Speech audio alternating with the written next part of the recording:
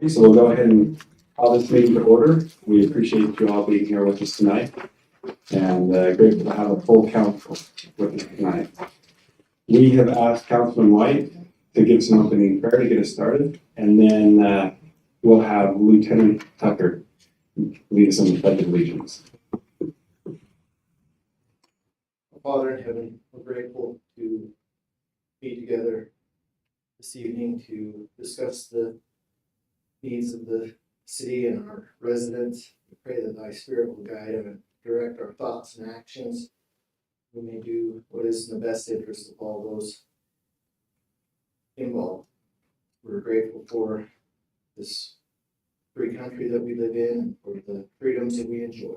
We pray that we will be blessed to continue to maintain those, and pray that those who serve to keep us safe and protect us, that they will be watched over. We're grateful for all that we do have, and this we pray in the name of Jesus Christ. Amen.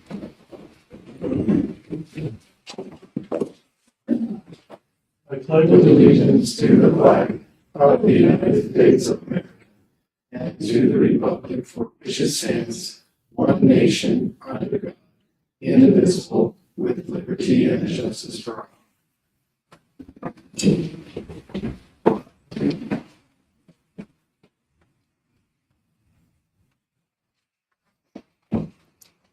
All right.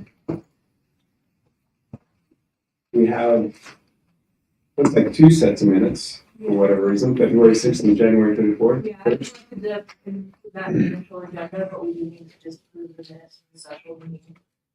31st, 34th, complex change orders. Oh, that's right.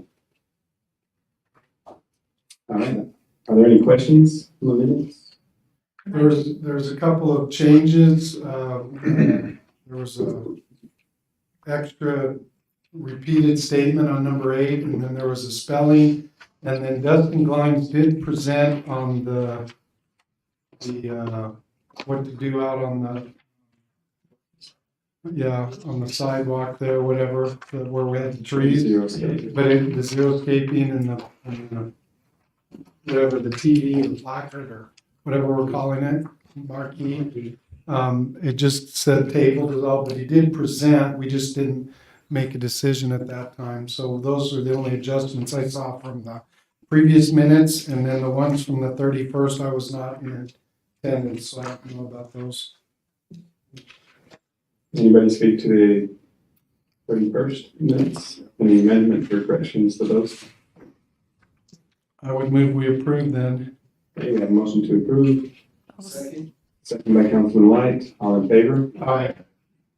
Okay, motion passes. It's unanimous. All right, we have our public comment period at this time. If anybody in the public would like to take up to 3 minutes to address the council, now would be the time to do so. Are there any in the? My name is Jenny Thompson, and I just have a quick question. So back in October, at the end of October, I was walking near the walking path up at the park and had a dog try to attack me. So it came running out of someone's yard. I didn't know it was there. And I was directly across the street from these people's house. The dog came across the road, came up onto the sidewalk where I was at, and kept charging at me over and over and over. And I was screaming and yelling at it, kicking my feet at it. It drove me off the sidewalk into the landscaping. I was kicking gravel at it, trying to get it to go away. The owner finally came out of the house, a kid, and was yelling at the dog. The dog ignored the owner. The owner actually they had to finally come over and actually physically get the dog and take it back onto the property. So anyway, I actually happened to be with Officer Knight at this time because I was reporting some vandalism to him. So he witnessed what happened. And so the owner took the dog back onto the property. The dog came out a second time on public property, very aggressive, with a mail carrier that happened to come along at that time. And then the owner came, took it back onto their property again, left it on their property again. The dog came out onto public property a third time, very aggressive. So anyway, I wrote up a statement on this, and the officer said that he would go and talk to him. And I did a grammar request to get information to see what happened. He did give him a warning, but I don't understand why when the dog comes out repeatedly, it came on a public property 3 times. Like, at what point will people actually get cited? And I also want to know, I've called a bunch of times about dogs being off of people's property. Your website, the ordinance says it can't go off of the owner's own property. And I kind of explained to me that there's some weird thing going on with the ordinances, like they can't be enforced right now or something.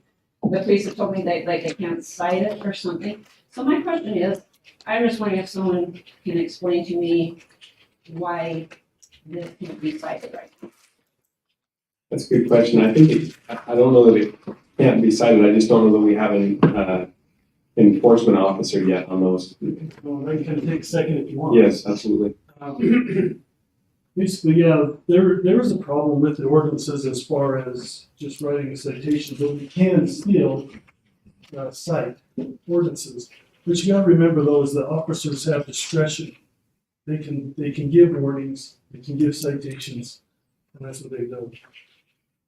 I think officer discretion gets abused. Like, do our laws matter? Do we have any laws, or do we just have officer discretion? Well, So when a dog comes after me, comes out on a public property 3 times and no citations given, that's concerning to me. yeah, that's something that we can deal with and talk about as a council and as a police force, and we appreciate your comments, and they're duly noted. Thank you. Any others like to take opportunity? Okay, seeing none, we'll go ahead and move forward with our meeting. We have committee appointments. We don't have anything. Do you have any recognitions tonight? Okay. We'll move right into the next item, which is a public hearing. It's proposed revisions to Roosevelt Municipal Code Title 16 subdivisions. Mike and Josh, I want to take just a minute. I know we talked about this a little bit at our last meeting, but Thank you, Mayor. That'll be better. Just, I'll introduce Mike Hansen from Rural Community Consultants. They worked with us, and Kendall Welch, I believe, is on it as well. They've been helping us. As you know, the state legislature did mandate some changes to our subdivision ordinances that needed to be completed by February. Rural Community Consultants has done a wonderful job helping us put those into our ordinances to make sure we're in compliance with the state. It's Title 16. I will turn the time over to Mike. I know he's been doing a lot of work. Kendall's been doing a lot of work, and Mike's been smiling. Just kidding, Mike. He's great, but Kendall is online. She has been phenomenal to work with. And we'll let them explain some of those changes, what the requirements are, and I know council's been giving the information on this as well. So I'll turn the time over to Mike and Kendall. Whoops, I'll break my laptop on the way up. Mike Hansen, Rural Community Consultants. Yes, you do want to listen to Kendall. She's the smart one. Just for the record, and for those that aren't familiar with why we're doing this and where this came from, basically it's Senate Bill 174 of last year's legislative session. It passed and it has thrown kind of some new requirements in the cities on how they treat, and this is very important for everybody to understand. This is for single family, they call it 2-family, but I say duplex, whatever, 2-family and townhouse development. This is not for commercial, industrial, and all the other stuff, or even minor lot splits. This is a very weird part of development. Now, in some parts of the state, that's the majority of the work the city does. And that's what I think spurred the legislation. Well, basically what the legislature said is you need to have a very clear and very expedited approval process for those kinds of development. Single family, 2-family, and townhouse. We pulled out probably what we think are the high points. The 4 high points is one, you only have, as a municipality, you only have a handful of opportunities to get feedback on this kind of subdivision application. It's limited to 4. It's also got a 15-day limit. So if an application comes in, the city has to then have a meeting scheduled within 15 days. A lot of small cities are struggling with that because they meet once a month, for example. But that's where the code is today. Also, there's a recording that municipalities have to approve applications that are compliant with the ordinances. And I think that's helping some of those cities that are just literally, they don't want the development, and so that's the anecdote. Your park cities are places that are very difficult to develop in your Cottonwood Heights, not to drop any names, please don't write it down. I'm trying to stay employed. But Park City and Cottonwood Heights. Kendall didn't hear that anyway. She's like, shut. And lastly, the state does give the cities opportunities to combine the process in an effort to streamline it. So a traditional subdivision has a preliminary phase and a final phase. So if a city would like to, they can give that opportunity to developers to combine them together. We've only had one town we're working with that's taking us up on that idea. But that said, Kendall's gone through your code. If you were to pull it up right now, the red line version, I think we're at 960 something edits to your existing code just to make it match. While we were there, we did try to clean up some of your other process. So, we call it the left hand and the right hand are working on the same thing. Just some internal consistencies and numbering and enforceability pieces and best practices. So, I don't know, Kendall, do you want to take over and talk about any details, or do you want to stay? Yeah, I can give just a high level summary. Hopefully you're hearing me okay. I guess I should check that. You guys hear me okay? Yes, ma'am. Okay, so yeah, if you want to give kind of a high level overview of some of the things that have changed in this, if that would be helpful. Probably the biggest change that you'll see is the addition of what we call a designation of land use authority table. And this can be found in the section R16-01-035. And this is going to be kind of the master table that we're proposing. We've had a lot of success in jurisdictions with adopting this table approach, which will clearly identify all the different types of subdivision or land use applications that you can have in the subdivision, in the context of subdivision. We like this table because it clearly will identify who the reviewing body is, who has recommending authority, and then ultimately who the land use authority is for those specific application types, as well as your appeal authorities that typically go along with that particular type of subdivision application. So we try to put a lot of focus into that table to make sure that we got kind of everything clear there. So what you'll see in some of the proposed sections that are later on in the document is that you'll see some pretty consistent references back to this table that we're proposing to be added into this, just to make everything cohesive and kind of tied together. So on that table, probably since the last time, you may or may not have been looking at it or tracking along, we did a little bit of cleanup in terms of headings. So we cleaned up, this was partly due to a request from your staff, just so that they're a little bit clear when they have to administer portions of the code. They wanted to make sure that we had the categories correct for what Mike was talking about, the streamlined process for the residential, single family, two family, and townhome type subdivision applications. So that you're going to see kind of in the middle of this table.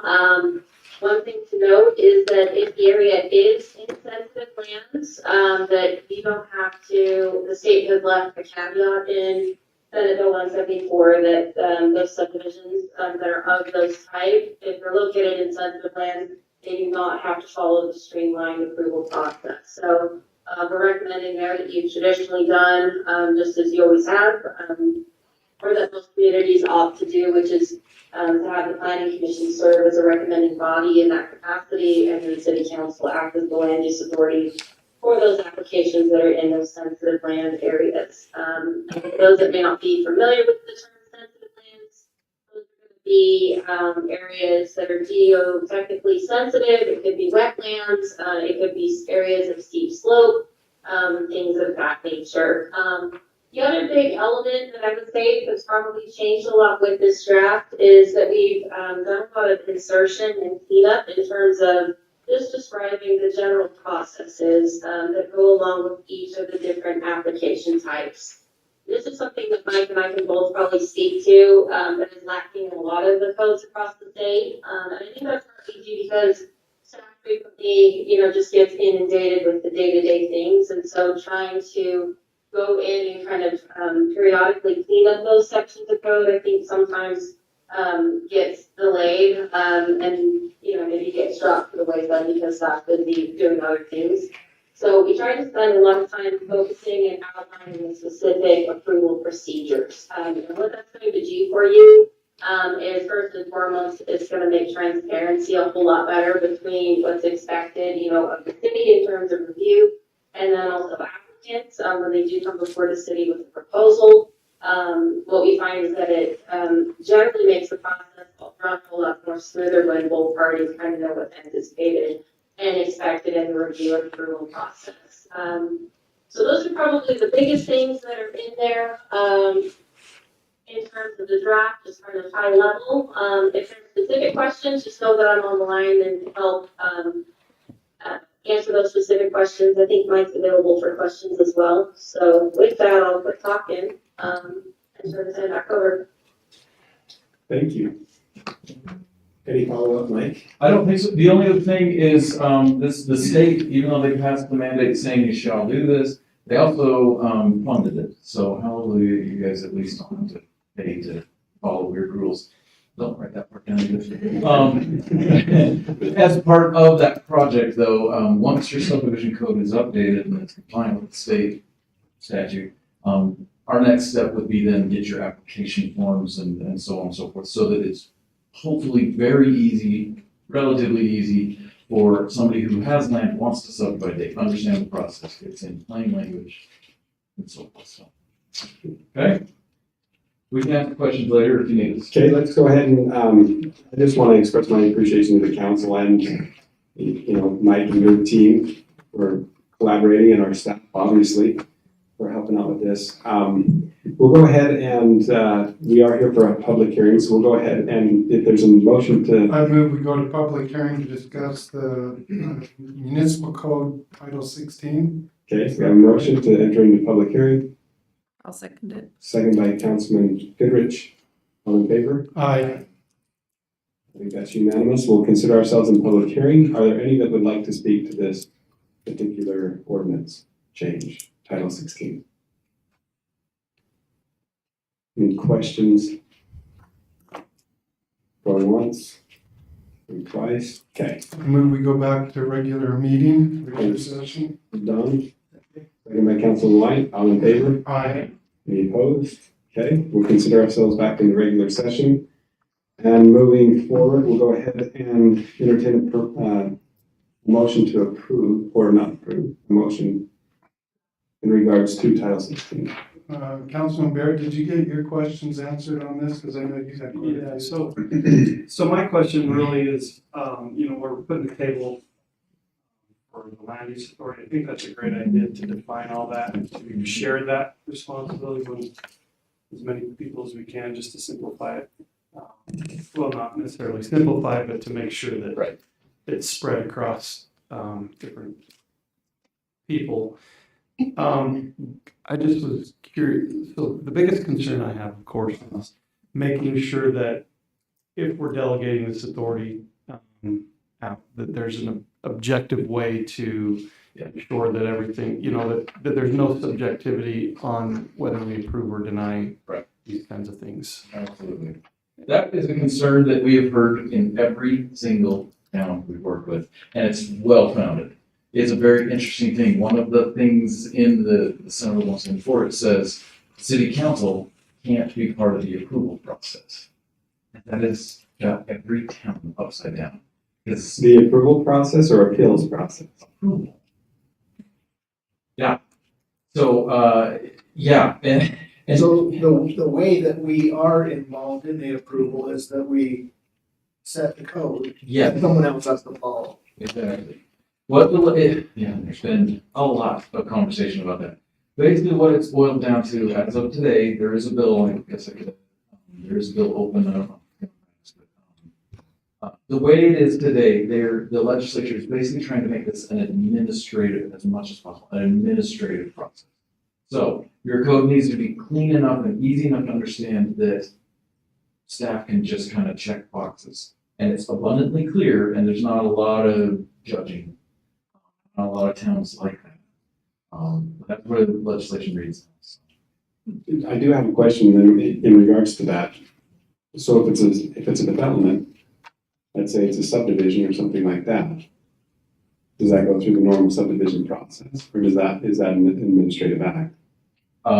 So the subdivision part, well, Kendall, you might want to jump in on this one, but the subdivision part is, if it's in a residential area, and it's a residential, like, single family, two family, whatever, application, then that city council is not involved, it's supposed to be just administrative, just for the subdivision. Now, if there's a rezone that needs to take place as part of it, then it goes through your regular process. Answering your question. So you're saying if it's coded for whatever, then we don't have to see it to approve it, it would go to through the staff or whoever. And the planning commission. You And the can't planning have planning commission involved. They can't be overly involved, but they can hold one public hearing on it if they feel like there's some And the concern. state hasn't given us the choice on that? Now, line 421 says, your ordinance may not require planning commission or city council. And it's black and white. It's, every town, it's set. Well, I get the reasoning, and I'll tell you why, because, and I saw it when I was first on the council, and that is because the planning commission and the city council thinks that they have the latitude to deny certain things that fall within the ordinances, which technically we shouldn't, which we've gotten away with in the past. I get that. The problem that I have is when you're talking infrastructure and you're talking development and things like that, we hold the purse strings, we want to see the development, we want to see the infrastructure that's going to be in place, those types of things. And I feel like my only hesitation or irritation, I guess, to a small degree, would be that. Yep. And the fact that we've talked about how the elected officials are supposed to run or be involved with these types of things and not bureaucracies, but then we're creating just the opposite here. Okay. Welcome to every other town. We haven't had one that has been kind of comfortable with it. And so with this, I trust our staff. we can still choose who the land use authority is for Yes. each thing. We Yes, just can't be and it. Roosevelt City has a development review committee, and Kendall, hurry and mute me if I'm lying. But if a city council member wanted to be a member of the development review committee, they could at least be informed of what's being discussed. Now, again, a development review committee isn't necessarily going to be your approval authority, but at least they have a seat at the table and they can see what's happening. But I'm with you 100%. The impact of a subdivision that's designed poorly has huge and very expensive consequences, potentially. They're just hoping that your code's written well enough and your design standards, your engineering standards are good enough that that's not a problem. All right, so Grant, have you looked at this table and reviewed it and thought about it? Because honestly, I don't even know enough about all these different, the planning commission and I mean, I know about them, but we've got the planning commission. Can you scroll down a little bit? And then we have DRC and the DRC. Where that gray line is below The is variance committee and the change. district court. I'm assuming you're probably more familiar with them than I am. Do you feel like this is a balanced way of distributing the? Yeah, I think it's an improvement. Okay, Okay. all right. That's, I'm good if you're feeling good about that. So. That was my question too, so I would make a motion, we approve then Title 16 for our code. Okay. We have a motion. I'll say. Second by Councilman Allen. All in favor? Aye. Well, we'll probably do a roll call on this one. Aye. Aye. Aye. Okay, that's all. And also, I just want to say thanks for Yeah, thanks. clarifying the process for this. I think it's good to put all that additional information and make sure that we're following the process so that the people Yes. can You bet. see what's going on. You bet. Yeah, like I said, we're not done. If you're done, then we now move to the next phase and make it easier for the person to do a real project, which is kind of the whole intent. But while I've got the micro, if I could just for 60 seconds spread a wild and salacious rumor, that's what I call it on my PowerPoint slide. House Bill 476 is an open bill running through the legislature right now. It was opened specifically as a priority bill of the League of Cities and Towns to fix this Good. process. So keep your eye on that one. It does change a lot, but the potential's there. Thanks, Mike. Thanks. Now we'll turn the time over to the other Mike Miles, with 8 miles for the fiscal year 2023 audit presentation and findings. Do you guys need binders or are you done? Yeah, sure. We need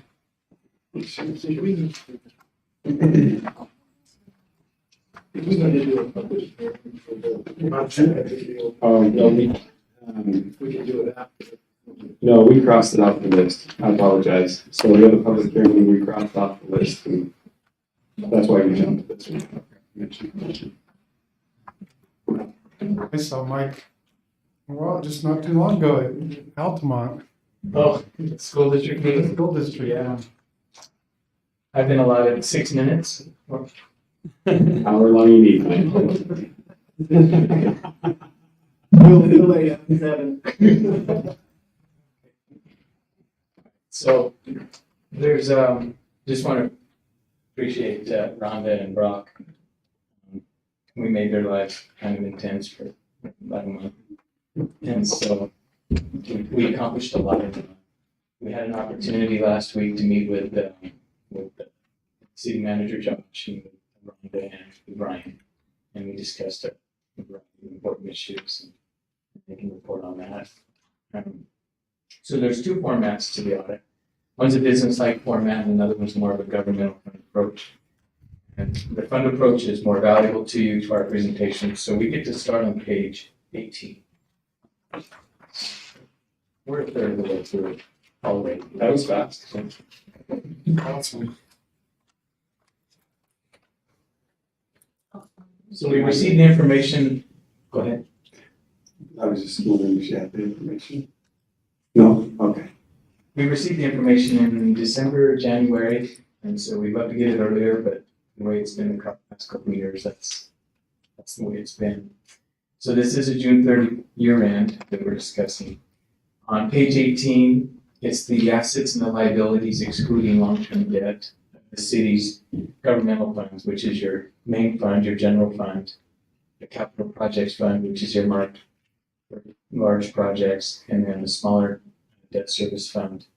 So we can kind of more or less look at these combined because they all accomplish the same thing and serve the same purpose. You have a capital projects fund because the state of Utah limits how much savings can be held in a general. And so people just slide it over to a capital projects fund. And honestly, it's a requirement that should probably be dropped because it's so easily circumvented. So at the end of the year, there was cash and receivables. I'm in the top right corner of about 9.6 million. And then of the liabilities of the city, just normal routine payables at the end of the year, just over $500,000. And then of the receivable, 1.4 million of it isn't available until December when it's collected. So that's about 1.4 million. And so that's what's available to the city as assets that are available to use for ongoing projects, maintenance and operation and whatnot. So if you go to that second line from the bottom, the far right column, total fund balance is $7,695,000. That's what's available to the city for its governmental funds, which means not the water, sewer, or sanitation. Just to put that in perspective, the debt of the city's governmental funds was approximately 1.5 million. And so that's about a 5-to-1 ratio. So you're on solid. And that actually improves slightly during the year. The next page, page 19, is the revenue and expenses of these 3 funds. And like I said, we'll just kind of talk about the total because these are quite interrelated. Total revenues were about 10.2 million. Total expenditures were about 10.3 million. A big component to that, most of the expenditures were pretty similar to prior years, except for the inflationary effect on wages and benefits. But the capital outlay was about 20% of your total expenditures. And that is, the ball fields and the parks and the walking paths and some of the building construction that you have. So that left a deficit of 113,738. There's some special assessment fees and some other things that would supplement that. So if we go to like the fourth row from the bottom, the total net change in that fund balance was a decreased fund balance of about 98,000. So the city more or less broke even on its governmental funds. Any questions? The next couple of pages are the reconciliations for presentation purposes. So let's jump to page 22. Talk about the water, sewer, and garbage. Sanitation. It's not garbage, it's sanitation. The water fund, at the end of the year, just to highlight a few things. On page 22, it had about $7 million in cash, and the sewer had about $2.6 million, and the sanitation fund had about $11,000. Sanitation fund that is just there to basically pay K&K and your annual city cleanup, which we discussed. And then there's some assets. There is restricted cash in that second component to the top. Restricted cash and cash equivalents, 536,000 in the water and 561,000 in the sewer. Those are restricted because of debt covenants that are required to be there to make future debt payments. So if the cash flow was ever significantly deteriorated to the point that it wasn't generating enough cash flow, these bond covenants require between water and sewer about 1.1 million cash reserve. Total liabilities, current liabilities, which is accounts payable and other things, and the current portion of debt is about 825,000 combined. Long-term debt for the combined water and sewer was about 5.2 million. And that's some deferred inflows and resources related to the pension fund. So if we look at, for example, just the water fund, they had cash and receivables of about 7.5 million. So I'm on the far column, water fund. It had cash and receivables about 7.5 million, and it had total debt of about 3.3 million.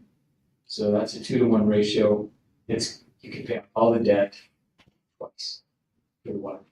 So that's excellent. And we'll talk a little bit more about its cash surplus ongoing. The sewer fund, it had about 2.6 million, and it had total debt of about 2.8 million. Doesn't mean it's not in good standing, it just means it's not as flush as the water fund. So it has about a 1-to-1 ratio. Moving on to page 20, and then the sanitation fund is just breaking even. It had almost enough in cash and receivables to pay its monthly bill to K&K. The page 23 is the revenue and the expenses of the water, sewer, and sanitation. Total revenues were about 3.7 million. Expenses were about 3 million. It has some interest earnings and a few other odds and ends, non-operating expenses and income of 33,000.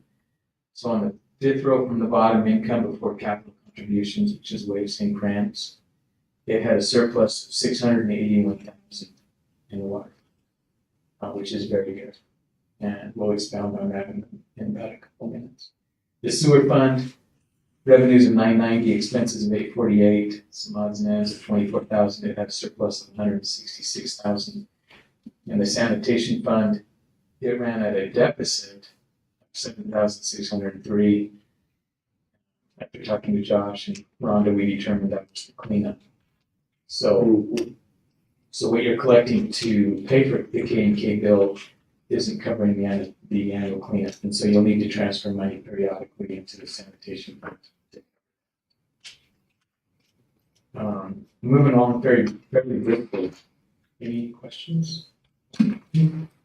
Page 24 is a cash flow fund for these three. And this is a pretty valuable statement because it teaches us quite a lot about the condition of these funds. Sometimes the fund will have a net income for bookkeeping purposes, but it won't be cash flowing well.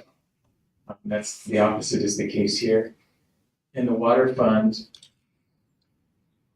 The cash flow statement is broken into four main categories. Operations, and that's in the top. The second is non-capital financing. The third is capital and related financing, so construction, borrowings and debt payments, and then the fourth is investing. So it's important that the water fund's operations, and for all the funds, that the operating cash flow be enough to cover loan payments and any construction you want to do without debt. Because if you're gonna borrow, then that's gonna cover that project or part. So in the water fund, its revenues are just over, its cash flow surplus from operations is just over 1.5 million. So customer payments, and then you're paying all the vendors, paying all the wages. It had a surplus of 1.5 million, which is excellent. Customer deposits ebb and flow every year based on how much customer deposits is on hand. That decreased your cash just over 28 grand. And then the third section is important to look at relative to the operating cash flow, because you want that cash flow to be enough to make your annual payments. So the debt payments of the water fund were 157,000 of principal and almost 14,000 of interest. So that's about 170,000 compared to 1.5 million operating cash flow. So that's excellent. So that allows the water fund to finance construction activity. So cash flow expended for construction just in the water fund was approximately 836,000. There was some small grants and some small impact fees collected. So in that third component was almost 900,000 of cash outflow without additional borrowings. It had some interest earnings. So if we look at the 1, 2, 3, 4, 5, 6 row from the bottom, net increase or decrease in cash, the water fund increased cash $604,000 after $800,000 of system improvements. So that's one of the better funded water funds I've seen. So pretty good. The sewer fund, it had a surplus of cash flow from operations of $521,000. It had very little construction activity. There in that third section, it had construction activity of $21,096. So very little going on there. It had a debt payment of principal of $246,000 and interest of $55,000. So its cash flow is about double what its annual debt service is.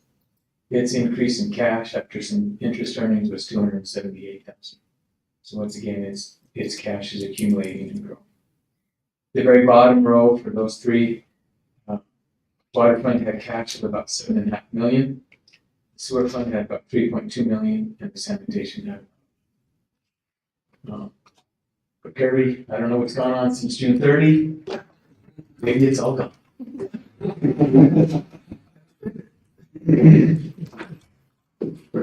I was gonna say, we actually got grants coming in other projects that are already funded, those grants. So those three funds, a number of years ago, it wasn't the case, but the city council moved to raise rates, and it's put those funds in the black and have been, cash flowing really well the last number of years. Let's jump to page 33.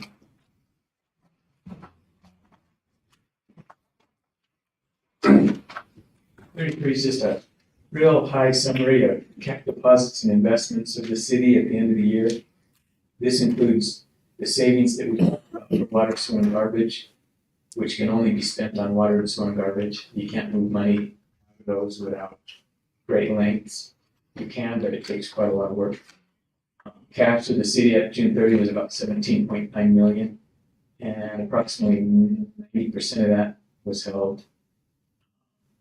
About 9% of that was held in the PTIF account, earning about 5.2% interest. Page 35.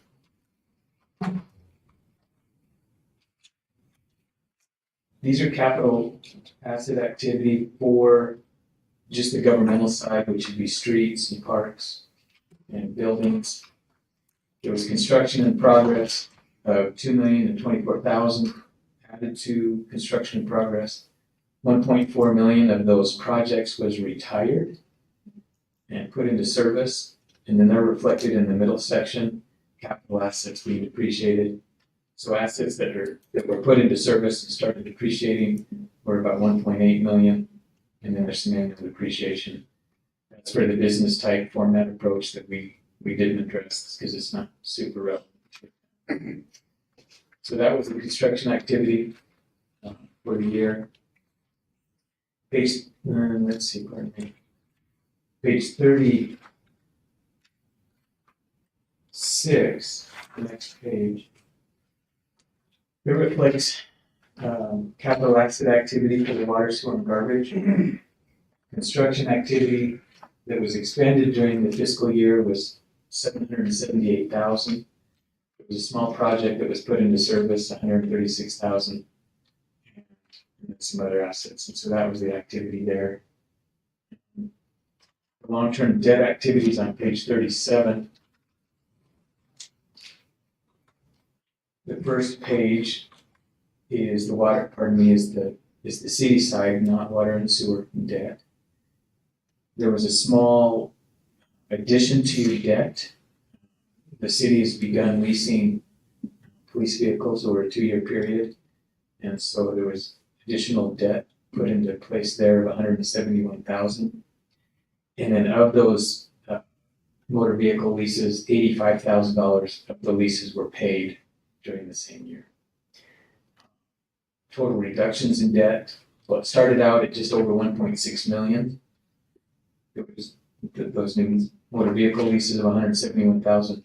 338,000 was retired, which is just over probably 20% of your debt was retired in 1 year. At the end of the year, that 1,668,000 still owed in long-term debt. The only debt that has an interest rate attached to it is 1.5% interest on the 2015 NBA bond. And I think that's probably the pool. There's no rush to pay that off when you're earning 5%. You don't want to pay off 1.5% debt. So, That sounds good. The principal due in 2024 year end is 263,000. So you're going to reduce your debt another, 15% or so. There towards the middle of the page, also on 37, it just reflects the principal payments on the leases and on the long-term loans over the next 5 years, and then in 5-year groupings. So the loans will be paying off $107,000 in principal, and the leases you'll be paying off $156,000. The leases are 2-year leases, Rhonda? Yeah. And so they get paid off.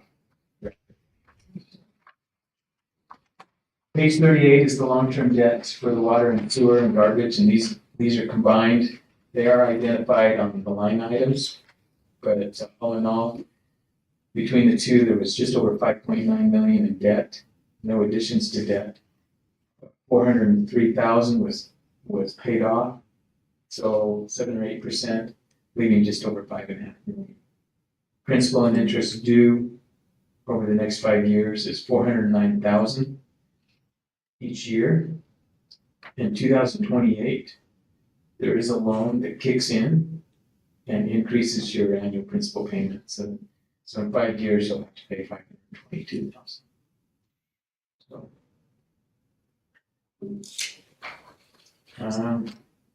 that's pretty much it, right? Sequential increase on page 1 over time increases. It was how it was set up originally. We've seen that often. There's probably a loan that gets paid off, and then the following year, principal on that kicks way up or something. The rest of the things we've talked about with your finance committee when we met with Josh, we had some concerns that can be worked on, and we went over those in detail with Josh and with Ryan and Rhonda. And I'm confident that those will be progressed on, and we have a nice. And, some of the findings that we reported to the state are on the very final page. 2023-1. We did make a handful of journal entries to get the books to the point where we can present them. That's what we talked about at length with your finance committee. So that will be addressed. 2023-2, the second finding. There was 3 funds: the general fund, the debt service fund, and the water fund, and the sanitation fund exceeded their reach. John, Mayor, were you missing that last page? Yeah, just one. Oh, I'm sorry. A couple. Okay. I'm sorry. The second finding, there was 4 funds that were over the legally adopted budget. We talked about that. The city council, it adopted a budget. It amended the budget in October for the previous fiscal year end. If you amend a budget, it has to be done before June 30. It can't be after the fact. So we had to ignore all that. Okay, and then sanitation fund, even though it was a tiny amount, the sanitation fund had a deficit fund balance. And so the city needs to transfer some money over to the sanitation fund to put that in. It had just a few $1,000s. It's because of that annual cleanup. It was more than what was available to the. And then the fourth finding, there were some minutes that weren't uploaded to the Utah Public Notice website within 3 days. And we chatted with Sunshine about that. And she'll make sure that those get, and within 3 days of being approved, they get.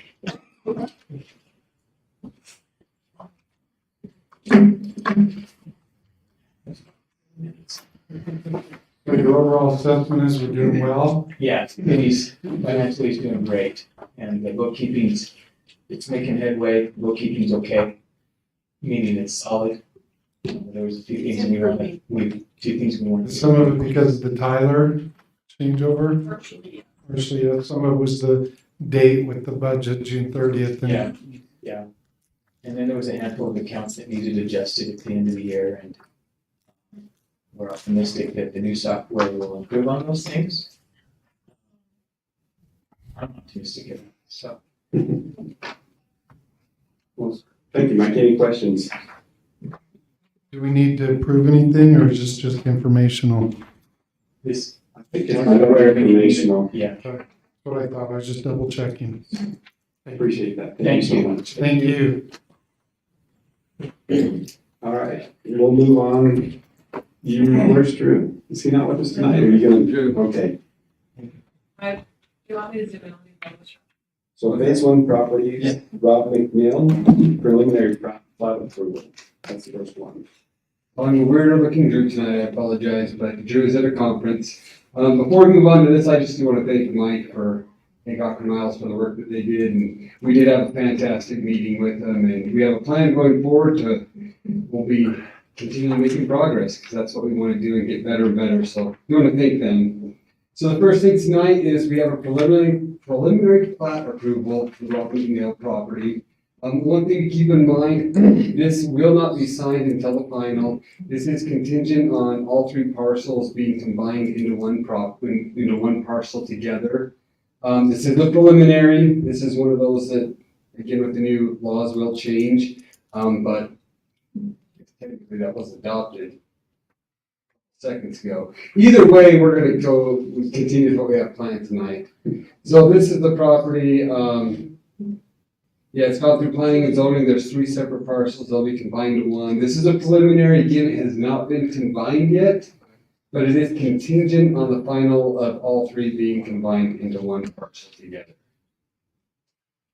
And it does have planning and zoning's recommendation for the preliminary. Here's the A's one. Which parcels are? What parcels are being combined? Let me go back.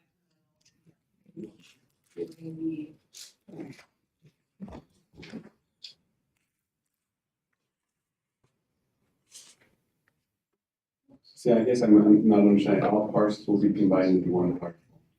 3 property owners made up of 4 parcels. I apologize. Well, phase one, But it's Okay, what are you contingent on combining? they getting all 4 people to sell their pieces to one person or whoever they can then develop, is that what? Yes. the attachment we have doesn't show what's going to be combined. But phase one will be the resultant. So there's 3 properties making up.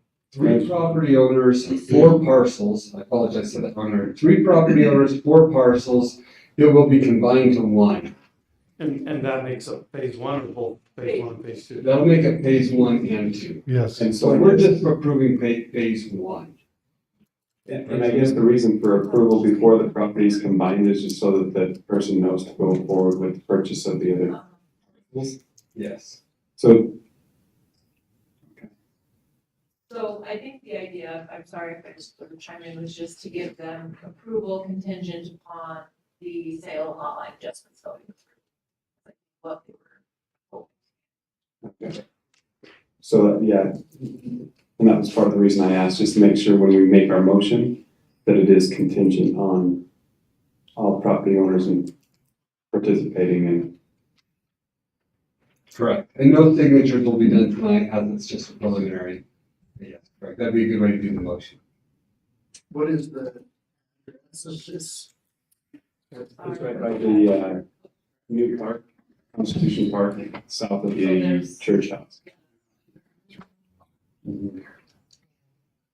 That's constituting part of your. This, Constitution Park up here, church right here. Yeah. That's where everybody parks during EBIC. Uh-huh. So, any questions on this? Now I understand better what's happening. Anybody have any questions on The outline, goes around what's this park? This. it? That's a potential parking space. So, our parking lot is just south of it, you can see right there. And so that's a potential for the city to purchase for parking space. And expand our parking. And that'll be part of the final phase. So it's a future. Yeah, just anticipated, yeah.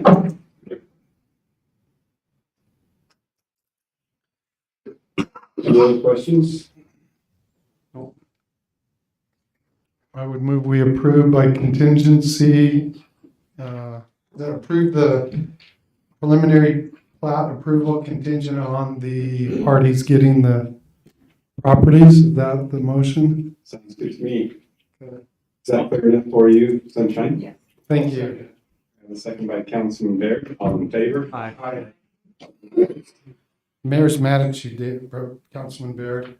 He's like, come on, dude. That's funny. Okay, next, Ashley Creek Physical Therapy Lot Line Adjustment.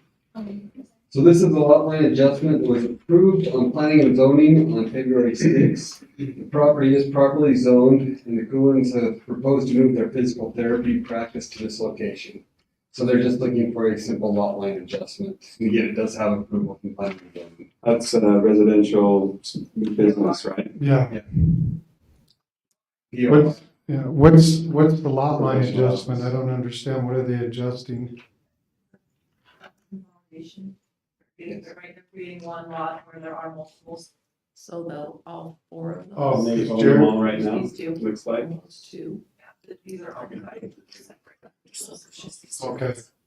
Yeah, he's gonna put a bigger with more parking and stuff, so.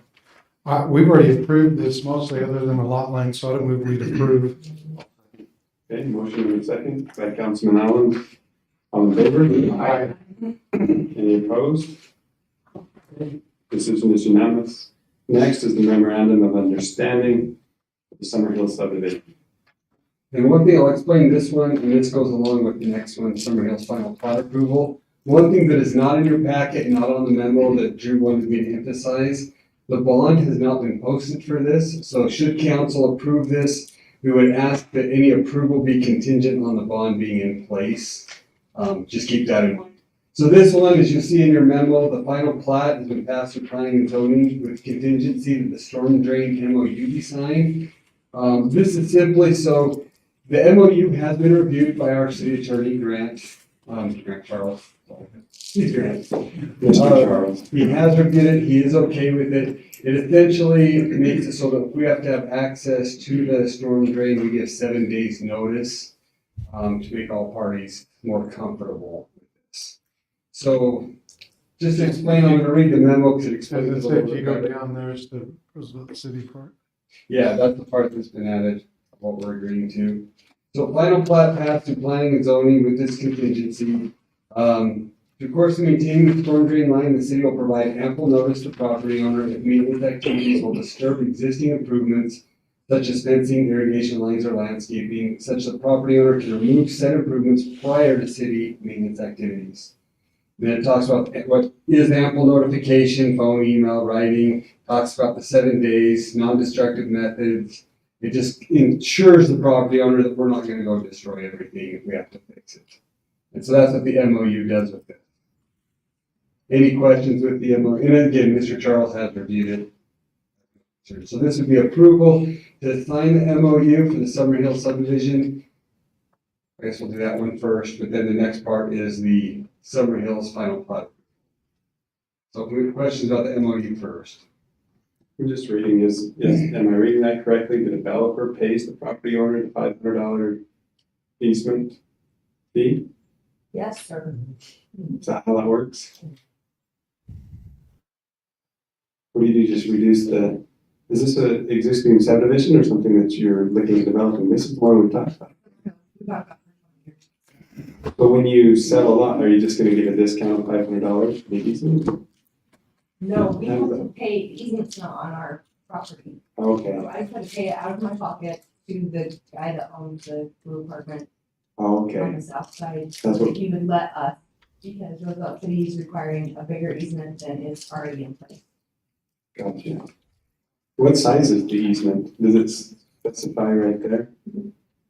Is it okay if I keep talking? Yes, please. Yeah, go ahead. This is your stuff. Come on. Line us out. So the easement is 10 feet, it's been 10 feet for ever since the blue apartments were built. It was never described exactly that it's where it's in place, it just said a 10-foot easement. So we've been back and forth, we've spoken with lawyers. Drew wanted us to have a 30-foot easement, which was a little excessive. What was the reason for that? I'm not sure. No, and this is a, Drain. but the easement's just an easement to be able to repair or fix or anything like that. Okay, It usually sometimes depends on the size of the where yeah, more room, depth comes into play. So we usually require that extra room for the excavation, for the replacement, for getting equipment in and out, all that comes okay. So the property owner would not grant us 15 feet on his side. We have come to an agreement. Drew said it would be feasible to do a 20-foot easement. Makes more sense just personally. That's because the line's not as big in that area and the depth of it, it's a drain line.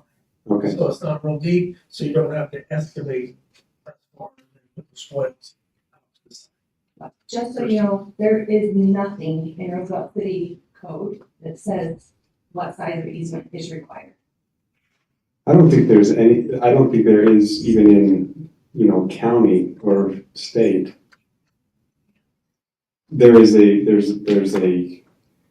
precedence, because I'm thinking 15-foot easement is very common for, Excessive for what it is. It's only 109 feet.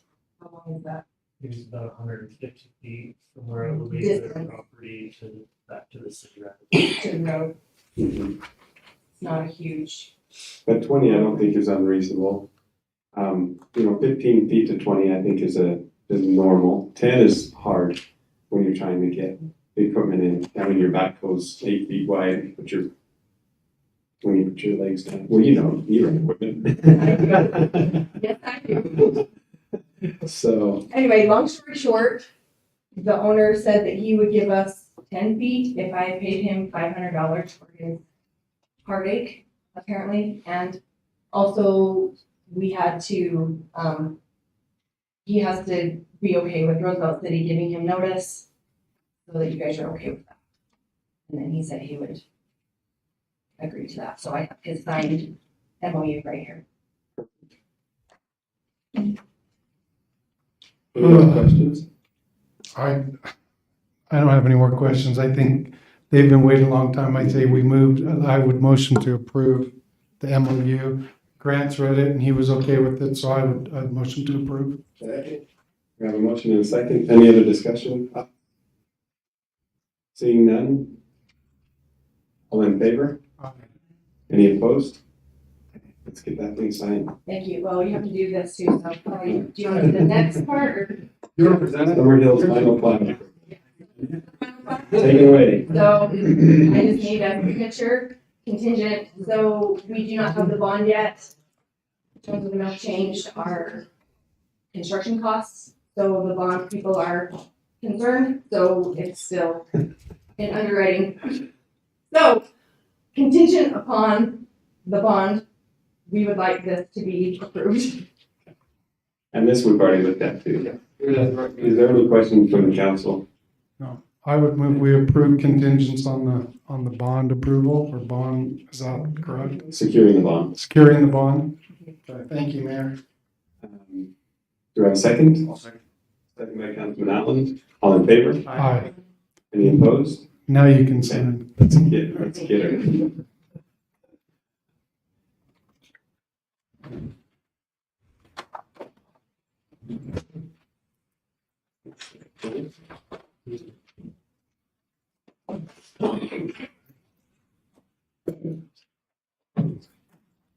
Awesome. Magic hand.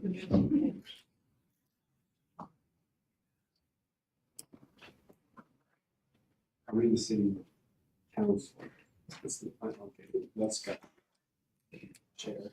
So I have to take this back to the city council. Well, the planning commission needs to sign. So I need let's to start. sign.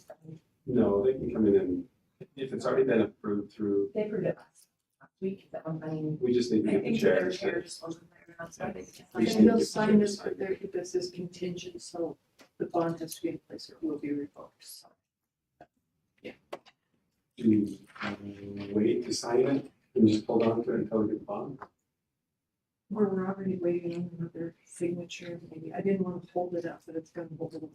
Yeah, that's probably better. I'll sign it, but I wouldn't have the planning commission sign it for the bond. Then at least you are already. Yeah. Would you want me to do this with you guys and just, I would. Until we get, when do you think the bond closes? it's an underwriting, so. But if you're trying for eternity. It's just. It's that. If it's contingent though, so this signature is not valid unless the bond is posted. Well, that's the problem. We sign it, technically, when we sign, this is about, regardless of our motions. Right. Yes, and we would have to revoke that, and it's tough on us. I would- So that's why I'm I thinking would we hold need to on to wait this one, until. and as soon as we get the bond, I would have Rhonda hold on to it, or Drew, and then as soon as we get the bond, then we'll have everyone, we bring everyone in and have a second party.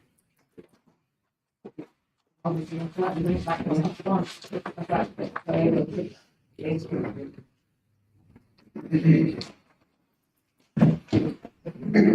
Okay. Moving right along, Innovation Hub Interior Bid Award, Utah. Thank you, Mr. Mayor. Craig was hoping to be here for this. He must be running a little bit late, but we can go ahead. We have good news on this. We had our bid opening this morning. We had one individual come and for the bid opening, and that was Unique Construction. They did the exterior of the building. We've been extremely satisfied with their work thus far.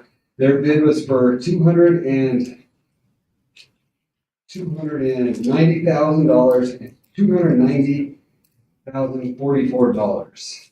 So a total price of $456,084 would be the exterior and the interior, including the RCIC grant of $229,000. Roosevelt City Capital Projects, we've allocated $200,000. So that puts us total funding $429,000. That would put us $27,084 over what we currently have allocated. However, I would like to point out, when we got the RCIC grant, this was multiple years ago, with the cost of inflation, with the cost of many changes, and just by point of reference, one of our initial bids, and Dan is here, one of our initial bids was 1.2, just over 1.2 million. And so this, we're down to 456. We have our wonderful engineer, Craig, who can answer all the tough questions, or any questions for that matter. But it was a good bid opening. Craig, anything you want to add?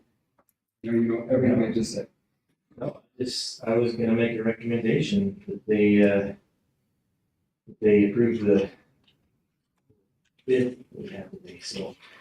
I felt like it was in line with, what we've been trying to accomplish and within, close to the budget.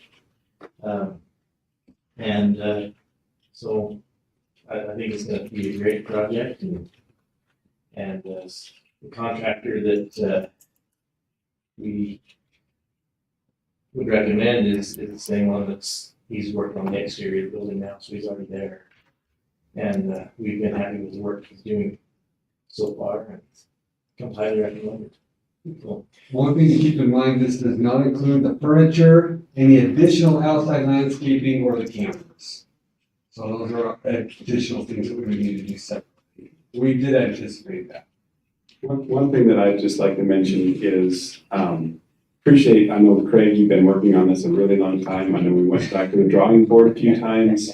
We revamped the design a little bit, and we went through a long process, but it did save potentially the city anywhere from $500,000 to $700,000.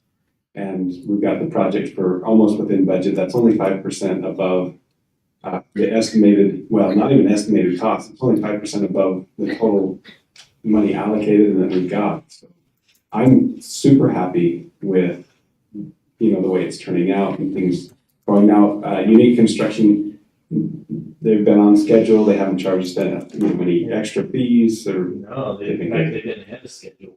Good. They've been on that. I've been really impressed with them. Great. Well, my recommendation would follow Craig's recommendation, and would that mean we have to do a budget open at some point? We will have to, next month, we'll do the adjustment to the budget, and this would have to be included in there, but we would have to increase the budget for this by 27,000. However, if we do not do that, we will lose the 229,000 grant. We've actually already missed the deadline, and they have graciously extended this to June 30th, provided we have the work done, and they do want to do a walkthrough. So do they want to see the full building done before we can get the grant money? Is that what we have to have the project done? Okay. So, and we have 4 million, it looked like, when we were going through the budget in capital projects. We could. Yes, well, I'm not gonna throw a number out there. Okay. But yes, I know that we can find someplace to come up with this 27,000. Again, it just will either leave us with the shell and we'll lose the ability to utilize that grant. Right. To me, it's a no-brainer. I would move we approve and go with the bid that we got for the interior. Okay, we have a motion. I'll second that. Second by Councilman Goodrich, all in favor? Aye. Any opposed? Okay, motion is unanimous. I'm excited. It's looking good, by the way. It's looking really good. Yeah, I thought so too. Yeah. Glad they got the roof on when they did. All right, Dustin, Xeriscape and marquee sign approval. We talked about this last week. Well, 2 weeks ago, I should say. Right, 2 weeks ago, we discussed an option of having electric marquee sign out front, also Xeriscape. Left some options with you to look at, so you have it opportunity to look at that and kind of see what the marquee sign would look like. Also left some prices for what Xeriscape, we got a lot of options. We can go with a little bit nicer option, the Xeriscape, or we can just keep it very plain. So let's just jump into council and what direction would you like us to go with this? Would you like to go with the marquee sign or just the Xeriscape alone? I'm sorry, my question was based on budget stuff. Would it be better for this to push to the next, do it, but push it to our next fiscal year, or do you think we can do it now? Well, I've been working with Rhonda on that. We've already budgeted for it. And what's it budgeted for? $50,000. It'll be $50 under budget. We go with the premier, Xeriscape and the sign. Right now, we're at $49,952.65. That's with the good, like, the That's with the, upgrades and landscaping and the marquee. yep, that's with the Xeriscape, the nicer Xeriscape. And this is also with the signs. And this is from, I should point out, this is from Creative Sign in Roosevelt, Utah, and they are state contracted. That's right. Any other questions? So what are you recommending then, Dustin, which, because there's, I recommend we do the marquee sign and the premier Xeriscape. Especially where we have it budgeted and. which of the marquee signs? Well, that's an excellent question. I don't know if council, if you've looked at it, we have three options. We have three different logos. Which one do we like the best? We have our Teddy logo, or we have our newer updated one with the blue, or we have the black logo. So, which one do you guys like? Let's see the black. I don't know, when we had the logo being designed and things like that, where did the poll come in? Wasn't it like 50-50? 49-51, it was really, really close. What was The 51? new one actually won. However, it was so close that we weren't sure that it was worth the cost to change the. For me, looking through this, like if you just from here to distance, the old logo is more readable from a distance, I think. Yeah, that looks good too. I kind of like the old I logo. like the old logo too. Me too. But not blue, black. Yeah, black. Or copper or something, or bronze or something. Yeah. Oh wait, no, that wouldn't be very readable, would it? On rock. It sounds like, any questions on doing the marquee or anything? I mean, I think we're good. We don't need a motion or anything, do we? We do. I move This is a capital project. Oh, that's right. Well, I move we approve them. to I go do with think the- that nicer Xeriscape's important for this Yes. location though. Yes. And we'll spend about, for the nicer one, for the two locations out front here on State Street and then south of the fire station, about $12,000 further from there. Xeriscape on that. So, and it'll have. But that's combined in the total price that you Yep, presented. yep, our total, price will be $49,000. I would move we approve and go forward. I think it looks good. Okay, with the black. Like the Roosevelt. Okay, We'll do it. We'll get working on it. well, we have a motion, so we have a second. I'll second it. The second by Councilman Baird, all in favor? Aye. Now, Now go do it. Let's push the city attorney contract not for another day. Let's just push it, put it on the list because we're gonna go in closed session and that might be an appropriate time to talk about that as well. We can talk about it in the open session as well, but just in case there's anything we need to go into closed session for. March 5th caucus discussion, Josh. Basically, caucus night falls on council night. And does the council want to work at that meeting that night and just on caucus night instead of trying to do the meeting and caucus? In my mind, my personal opinion is we just cancel the meeting that night and focus on caucus, but March 5th March 5th's meeting, the first meeting of the month is typically an as-needed thing, right? Okay with canceling it because we will have one on the third Tuesday, so we'll still meet the. I'm good It's with only the council. Republicans though. the Democrat Party have one that night? Do they have one that night? They might. They usually They do. usually are on the same. I don't know. Maybe so. I didn't, well, okay, maybe that is a bipartisan. Anyway, any other thoughts? Keep it. Forfeit it. I think we just cancel like's been suggested. That's my opinion. All right, do we have a motion to cancel? I don't know if we need one. I'll motion if we need a motion, Sunshine. I don't think you need a motion. I don't think so. Okay. Do we have a second? All in favor? Aye. Just in case. Just in case. Mayor, just in transparency, there is a Democrat caucus that night, but it's being held virtually. So there is one on the fifth, in case anybody's interested. Yeah, I just say we cancel it, especially if they're gonna meet too. I mean, Aaron, we'll go to you in the RFP for the golf course. Course is getting ready to open. The weather will cooperate. We've tried a few times this year already, but in preparation for that, we are looking to put out an RFP for the cafe. It's only February. Keep your shirt on. Yeah. Be 2 months later than last year, but that's what this memo is about, is trying to find someone to come in and run the cafe this year. So if you know of anybody, let us know. We are anticipating to open it for just a 2-week period of time, the minimum state requirement. We do not have any interest. We do have a few ideas and backup plans that we'll probably be bringing to you if there's no interest. How are we advertising? I'm just curious, what do we usually do to like get the RFP out there? It'll be on the city's website, and then we put it on the golf course social media sites as well. One of my thoughts in this is something that's come up almost every single year for the last 6 or 8 years. And I think, in my opinion, there's a better option. My opinion is we run this like a convenience store and we kind of just run it in-house. Like a 7-Eleven or something like that. And anyway, I would just say if we get good response this year and we try it one last time, cool. But in all honesty, if we don't get a good response, I just say we forget it and we run it like a convenience store. And we look at it that way.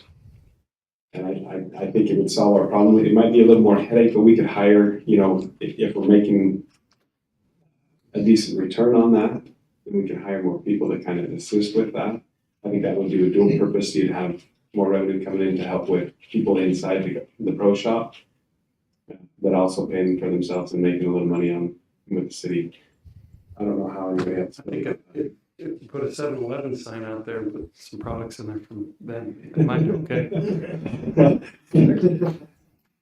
That's my thinking. It's really hard to have a cafe or somebody come in and cook food and really make any kind of decent money at it. I did have a recommendation from a member of the public today to subsidize that a little bit when we have tournaments, or at least charge a tournament fee a little more on the tournament fee, and then give that to them, because the cafe doesn't get any revenue during a tournament because the tournaments usually bring their own catered food. And so that's an idea too, but I just think we're having a hard time keeping somebody there and having it worth their while. Do you need a motion to go to RFP then and just see? I'll move we go to RFP and see what happens. But I agree with the mayor too. I think if it's not going to happen, it sounds like you have contingency and the mayor had some suggestions as well.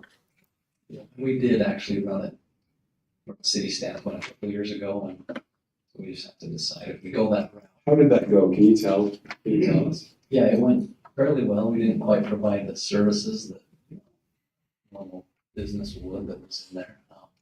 But I believe the city made more money off of us just selling snacks and drinks than we did off of the rent that we were collecting from tenants in there. So yeah, and beef it up a little bit, and I think we can do pretty well.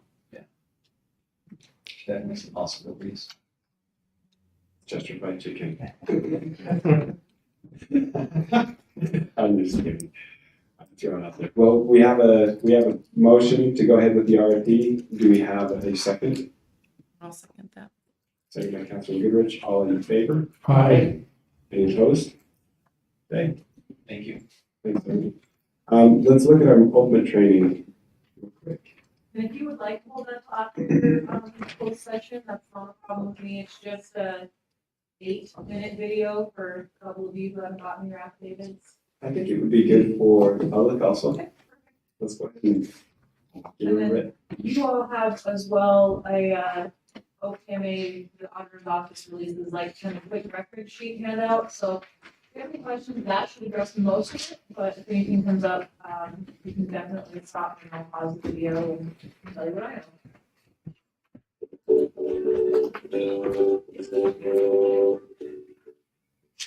So what is the Open and Public Meetings Act? The state law that ensures government action, deliberation, properly conducted.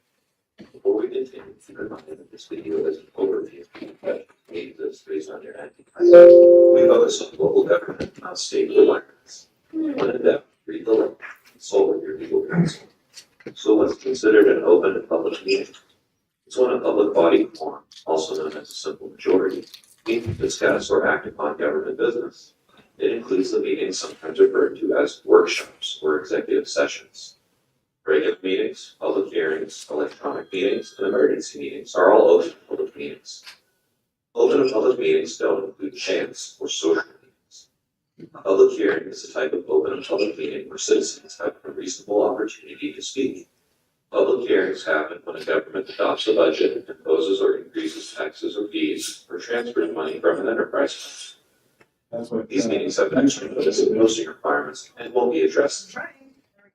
So when Mike was here saying that we can, there is a mechanism to transfer money from an enterprise fund, which is our water fund, sewer fund, and everything else. We have to hold an open and public meeting and a public hearing to do that. That's what it's talking about. You have to have a special meeting. That's why I said there is a mechanism. I just thought I'd point that out. And won't be addressed in this video. An electronic meeting is a type of open and public meeting that's convened electronically, such as via phone or the internet. Remember, the governing body must adopt a resolution, rule, or ordinance allowing and governing electronic meetings. That adds additional requirements too.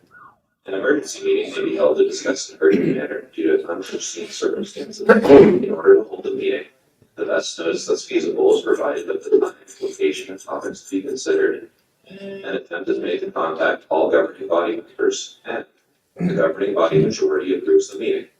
An open and public meeting may be closed to discuss any of the following: a person's character, competence, or health, collective bargaining, litigation, certain real property transactions, including any form of a water right or water shares with specific restrictions, security personnel, devices, or systems deployment, investigations of criminal misconduct, and private or protected information for the Utah Procurement Code, including trade secrets. A closed meeting may be held only if a quorum is present and the meeting was properly noticed. 2/3 of the governing body present at the meeting need to vote yes to close the meeting. Quick math lesson. 2 divided by 3 equals 66.7%. Let's say your governing body has 5 members present at the meeting. If 3 out of 5 members vote yes, that equals 60%. Which is equal or greater than 66.7%, which means you're 1 member short and would need 4 out of 5 members to vote yes. During a closed meeting, a governing body can't interview someone in line to fill an elected position, discuss filling a midterm vacancy or temporary absence, discuss the character, competence, or health of the person whose name was submitted for consideration to fill a midterm vacancy or temporary absence, approve any ordinance, resolution, rule, regulation, contract, or appointment, or take a vote, unless it's a vote on a motion to end the closed portion of the meeting and return to an open meeting. When a governing body closes a meeting, the following must be publicly announced and entered into the minutes of the open meeting in which the closed meeting was approved. The reason or reasons for holding the closed meeting, the location where the closed meeting will be held, and the vote of each member of the governing body, either for or against the motion to close the meeting. If a closed meeting is discussing a person's character, competence, or health, or security, personnel, devices, or systems deployment, or several other exceptions, mostly related to state bodies or project entities, no recording or minutes are required. However, the presiding member needs to sign a sworn written statement stating such. If the closed meeting is held for any other reason, a recording must be made, which includes date, time, and place of the meeting, names of members present and absent, and names of all others, except where disclosure would infringe on confidentiality necessary to fulfill the original purpose of closing the meeting. Regular open and public meetings require 24 hours notice. The public notice includes the meeting, agenda, date, time, and place. Public meeting agendas need to include reasonably specified topics to be considered, with each topic listed under a separate agenda item. The governing body may not consider a topic in an open meeting that wasn't on the agenda. If a new topic not on the agenda is raised by the public during an open meeting, the governing body may discuss the topic. However, final action may not be taken on the new topic during that meeting. Additionally, entities holding regular meetings scheduled in advance over the course of the year need to provide annual notice of the entire year's meeting schedule. The notice must include date, time, and place for each meeting.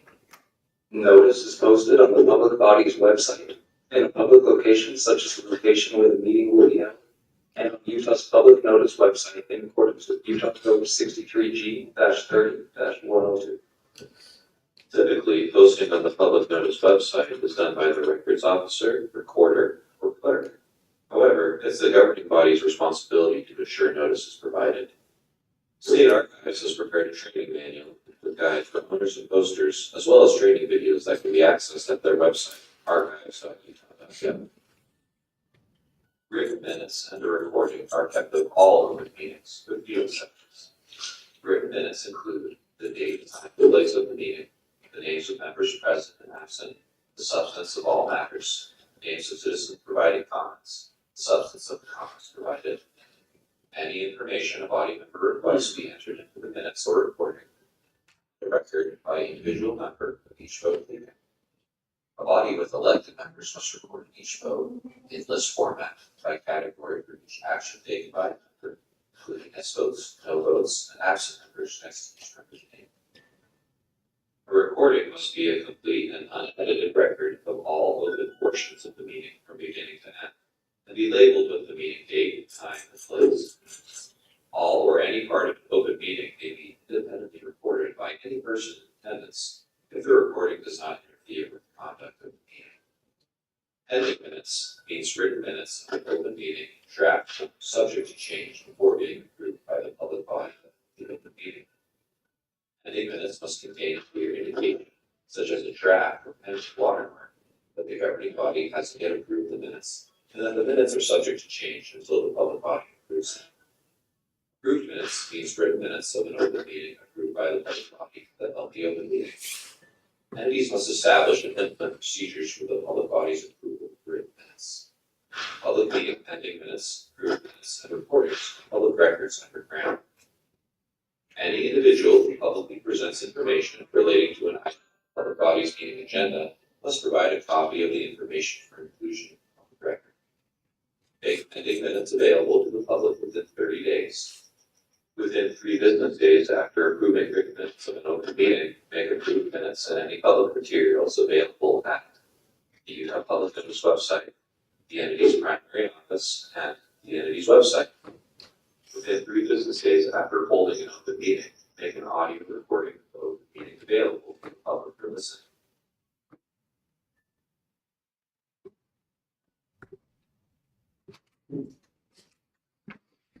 Excellent. Any questions? On the law? Maybe, I had a question on the majority of voting. I know in the past, we've had votes where it's gone 3-2, but the video says that's 4-1. So just a Closed session. Closed session? Yeah. But for everything else, the same It's as just a majority? Yeah. Okay. Good question. Well, yeah, Dave and I were talking about that a little bit. Could have saved ourselves some skin. So, I'll explain later. Anyway. Any other questions on open trading? Is there still counseling that need to turn in their certificate, or is everybody? Now that I've gotten an affidavit from almost everybody, and now that that's been completed in the meeting, we're good. So they don't have to do the minute- quiz for the, No, the quiz is actually optional. oh, So as far as, as long as the minutes now reflect that Councilman Allen and the mayor have done that training. I've done it 15 times. I'm sure you have. That's how many times it took me to get through the. I'm sure you got it from surface. Quiz wasn't that hard.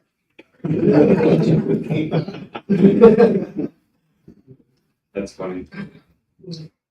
Well, thank you for doing that, Sunshine. Let's go ahead and move forward with a few of the rest of the items before we move into closed session. Expenditure approval and financial review. I move we approve. Okay. Everybody had a chance to look at that, I believe. Okay, and do we have a second?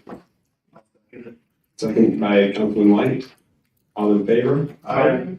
Any opposed? Okay, motion is unanimous. Capital project updates, do you have? Just want to give you the outcome of the city manager report, that's okay. Yes, sir.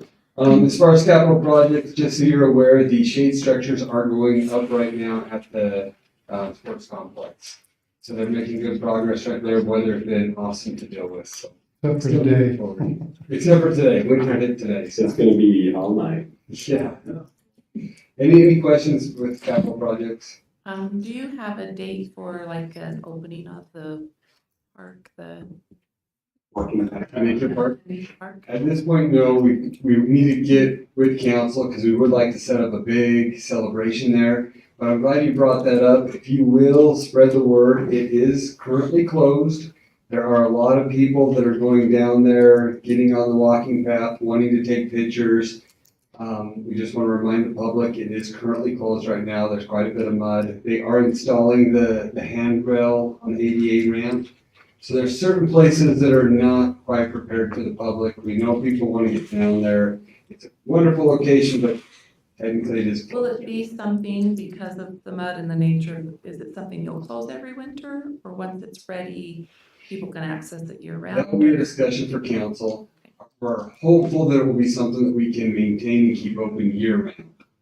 Ultimately, that will be your decision to determine whether or not we want to keep it open. We want to make sure as staff, we can say, we can keep it plowed, we can do this, so you'll have all those answers before, but yes, that will be your decision as council.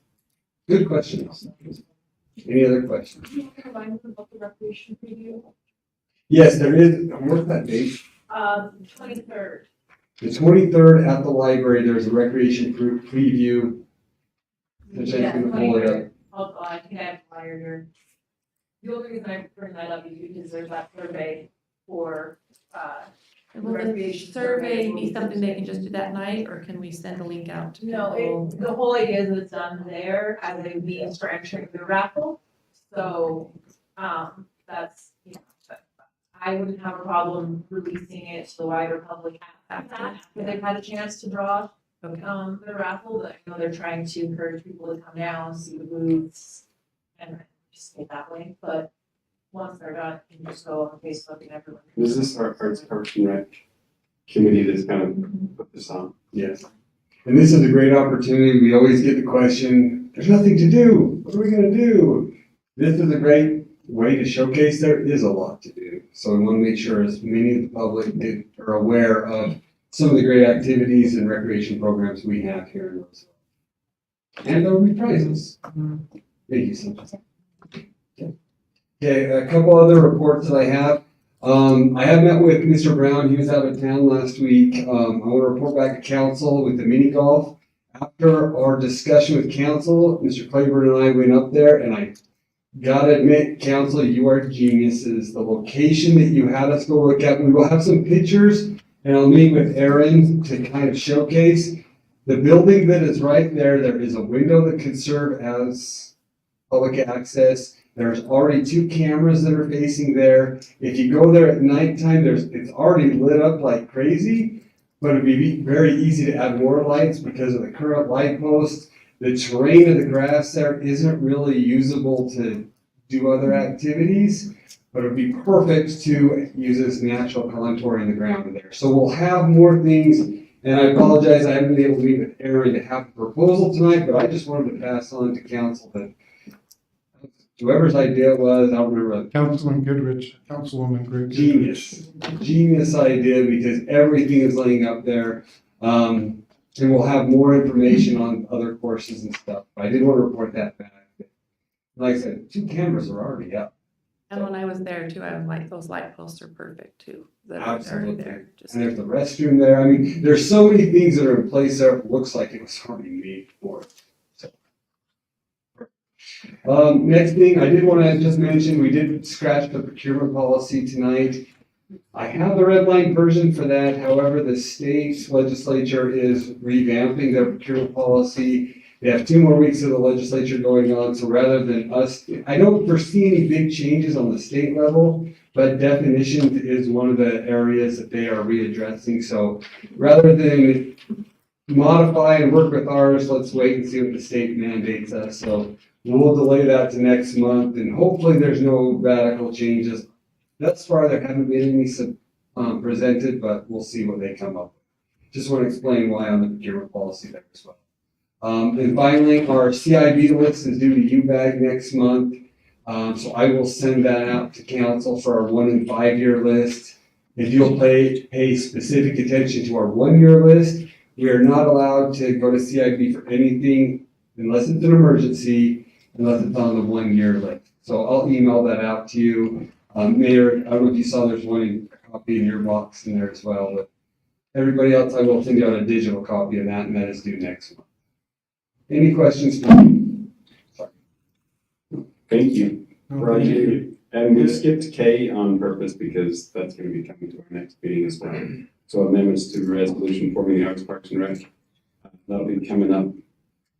Committee reports. Do we have any reports from? I don't have any. There. Perfect.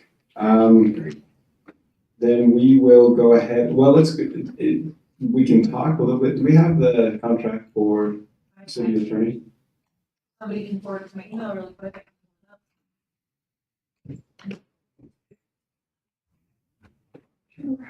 Could we go to?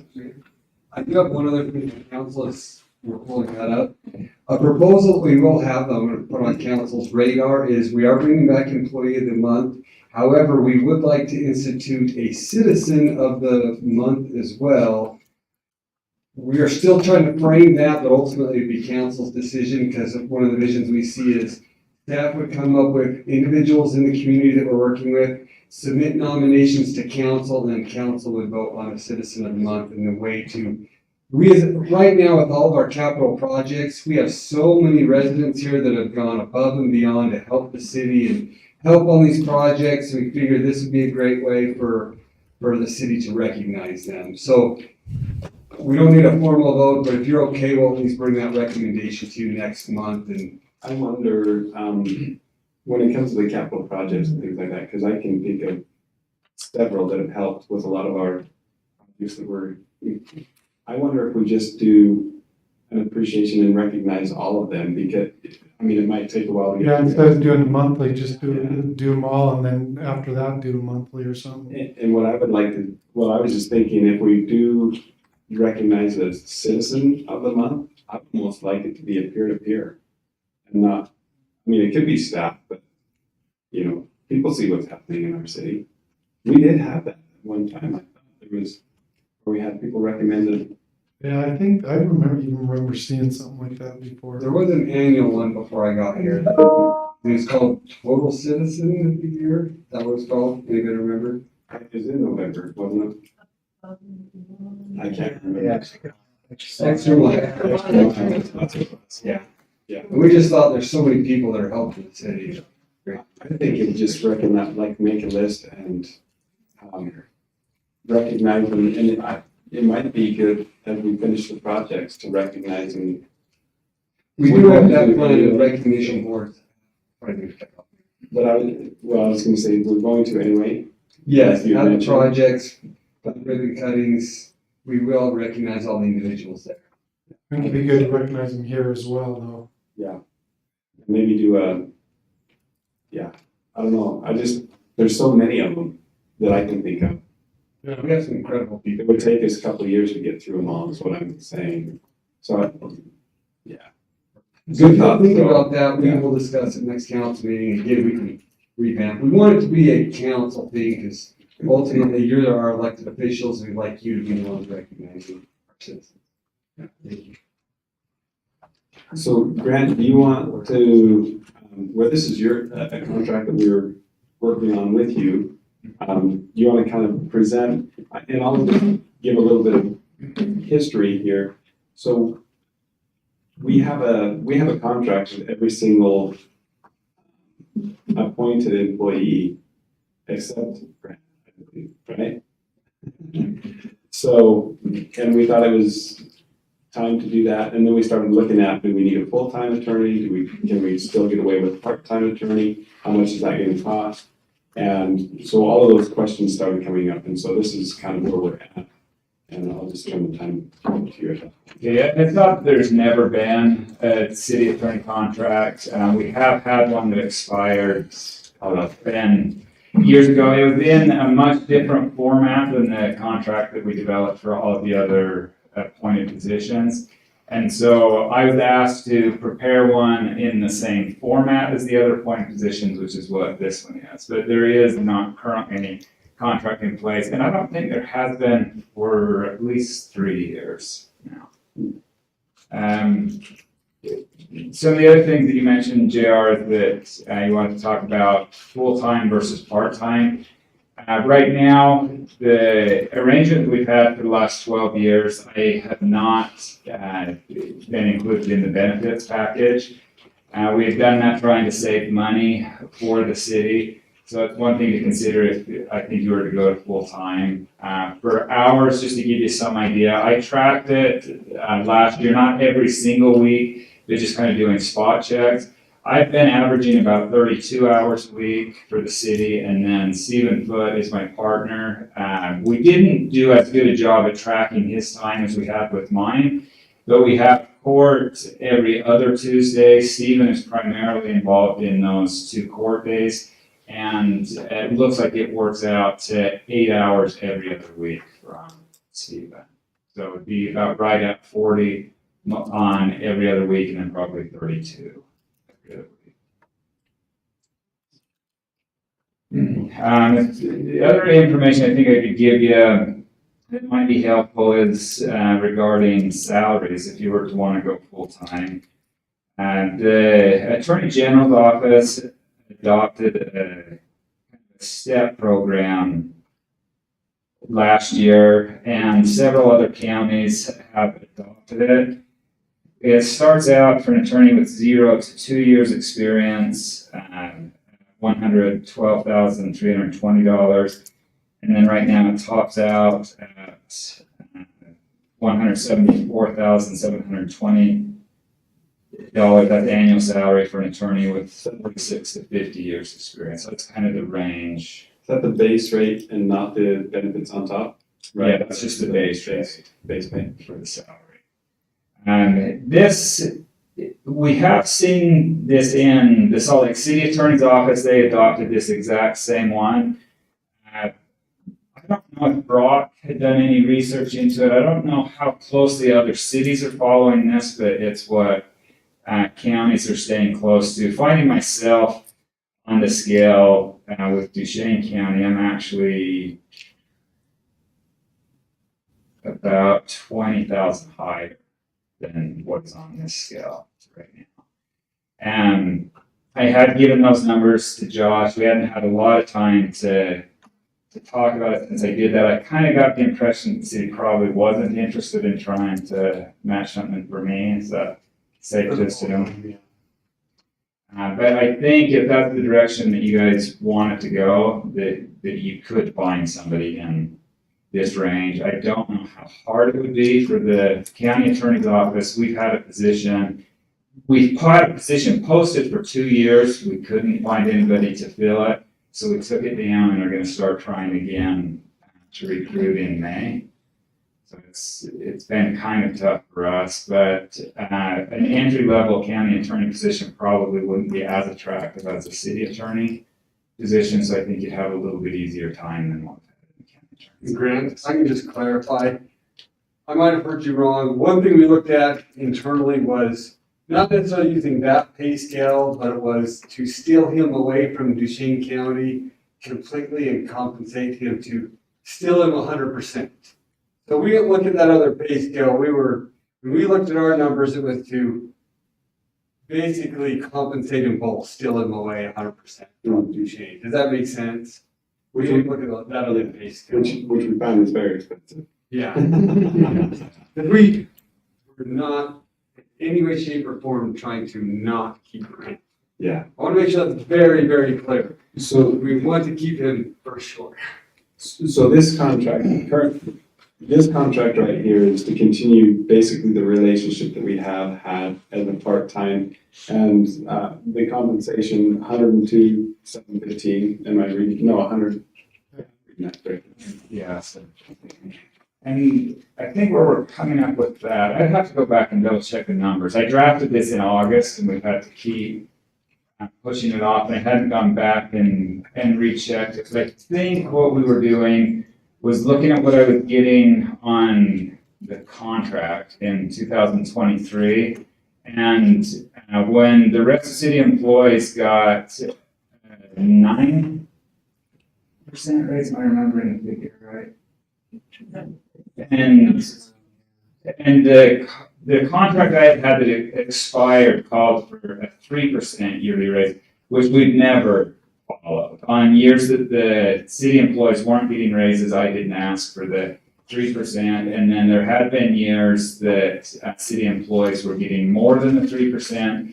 And Rhonda and Josh, it only happened when Rhonda and Josh were here, that they had budgeted for me to get the same as the other employees. So 2024 is kind of an anomaly. It's the only time I'm aware of that I didn't get the same. Because either I didn't ask for anything on years the employees weren't getting that, or it had been the same.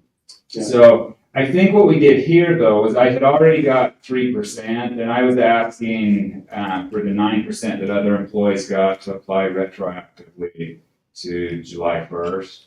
That still would be far below the scale that the Attorney General's office adopted, and we were carving out benefits still with this, which I'm okay. Oh, okay. And that was my question was, we talked about like vehicle stipend and a few other things, and so. And that is in here. If you scroll down a little bit, I don't remember what section it is. Right there, number 9. And that would predate Josh. Ryan Stocking was here when they implemented the stipend package. You don't know. It was actually Ryan Claiborne. Was it Claiborne? Yeah, it was Claiborne when it was included. Okay, the stipend was saying that the department heads would get this stipend. I was never included in that, and there are several places. We don't have in our ordinances a place that it designates city attorney specifically, but it does reference it in other areas, like in the city manager section. It talks about the department heads that report directly to the council, not to the city manager, just as an example, unless the attorney as a department head. Part of the reason it got put in this contract is it was using the same format as the other appointed officials. The other reason, though, is when I started looking at the wording, I don't think that we've been following our own policies on this from the time that this was implemented. With just your contract or in general? With just this one. Well, and that's good. That's because we just didn't have a contract, I guess. Well, it wasn't even something that I personally thought about either, to be honest with you, just because of the part-time position and not really considering some of those other things. Yeah, and that would get us closer, but we still would be far below what I would say is a competitive. Is the 102,000, is that with the 9% increase of? I would have to check the math, because I drafted it in August, but I think that it was based on short conversations we had about it back then. Okay. Yes. I can, I'm not positive either. I can actually check. I can give you a definite answer. The cost of living, and we did 5 and a 4, I believe. It was 5% cost of living, 4% merit raise, right? Just call raises.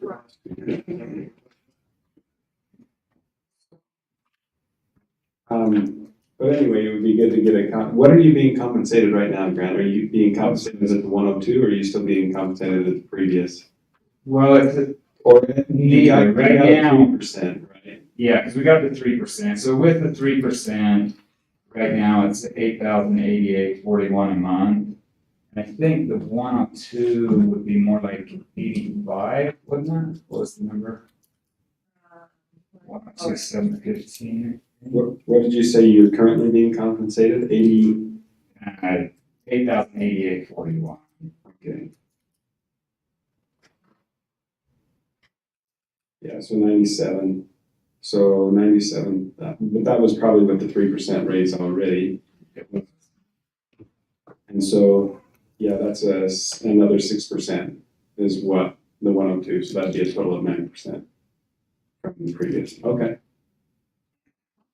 And so so no other benefits other than the stipend and the additional 6% increase.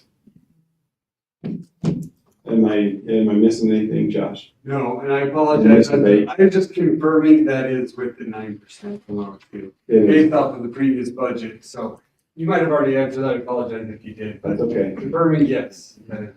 Just my phone's a little faster than yours. Way.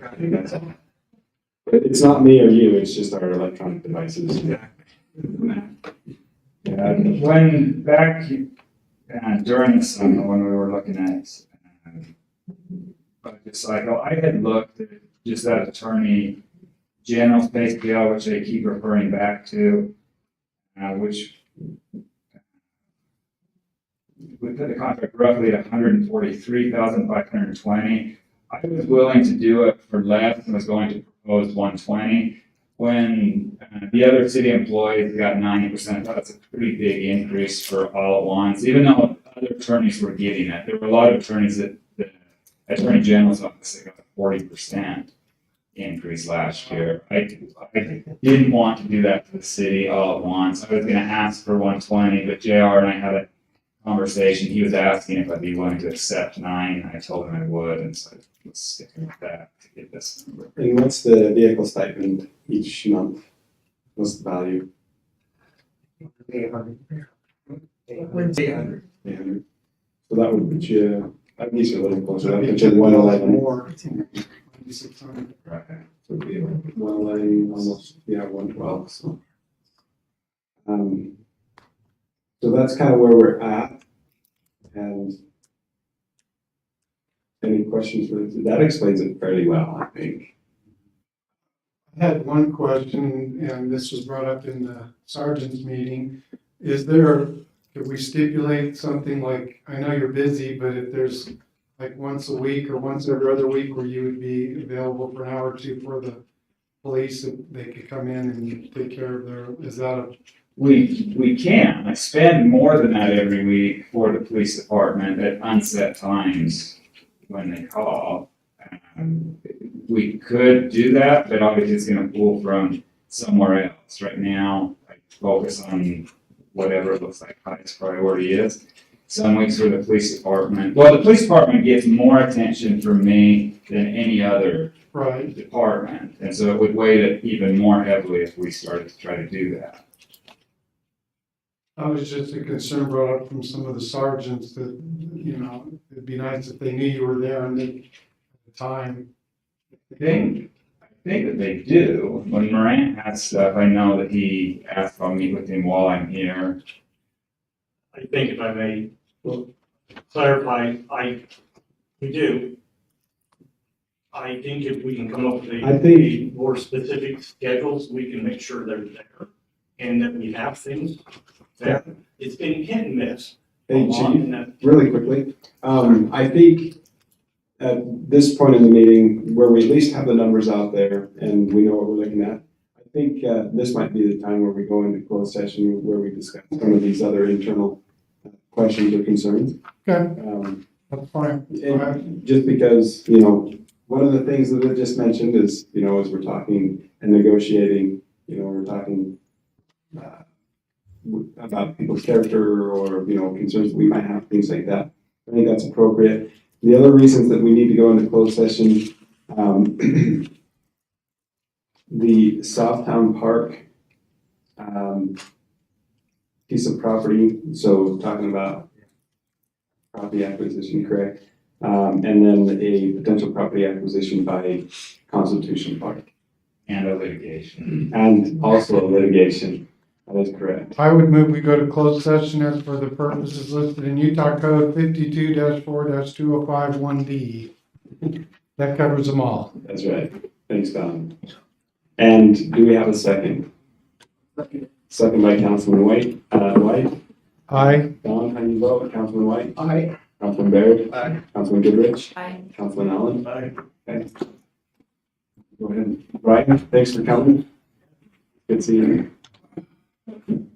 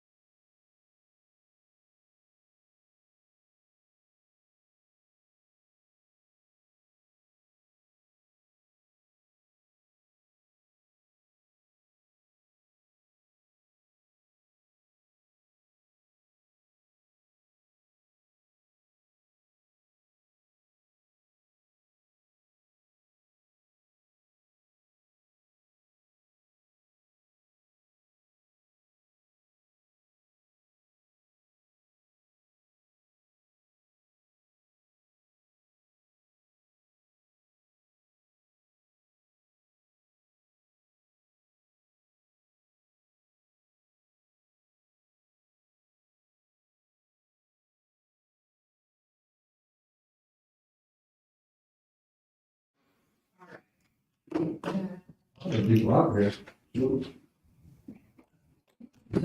There's one. I thought there were people out there. I was seeing. They're diehards. Okay, yes, and this. So, no, I did. Did you want to take action on the? Yeah, let's go ahead and take action on the contract if we're up and ready. So we do have the attorney's contract, and do we have a motion? If I can just remind, there are a couple of modifications and also the date. This says August. Could you remind us of the modifications? Yes, so in the salary part where it says the increases, if we could just have that match the merit and cost of living increases will match all exempt employees, be on the same schedule as the exempt employees. That way he'll know exactly where it is, it's in place. Any other? I think that was the only one, wasn't it? That was the only one. Because council is okay with the car stipend. Yeah. And everything else. I think the car stipend needs to be, what kind of language did you have in there? Just whatever is, is there an amount, a specified amount in anyone's contract? No, this is the wording we use in all of them. Can you scroll down? Is it based on the policy? Yeah. I don't remember if we cite the policy. It's down a little bit more. No, the vehicle. It is 9, yeah.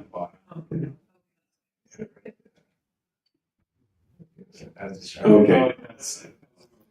Change that in all the contracts. I like that. Josh, can I get you to restate? So I got the increases, pay increases are gonna be on the same schedule as exempt employees, but I missed the other part.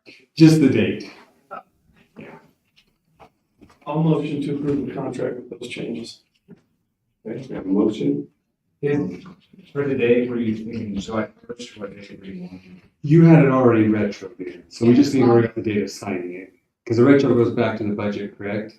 Yeah, but it says August without a day written in right now. I think in July 1st, unless you want to specify it different. You're thinking July 1st Of this year, that'll be. Oh, this- Retroactive to when. Oh, okay, that would include that, yes, that's perfect. If that works with you. So sign the date July 2023. July 1st. July 1st, 2023, yeah. Because that would make the salary correct. With that change as well. Okay, so you have that. The motion's on the floor. I'll second it. We have a motion or a second by Councilman Goodrich, all in favor? Aye. Any opposed? Okay, motion passes. Just really quickly go over those. I know it's late, but let's do it anyway, because it's gonna be a month before we meet. It looks like we did add Audrey here. Oh, wow. And here. Yes. So, yeah, so city beautification, the APR committee, and the interfaith council. Okay.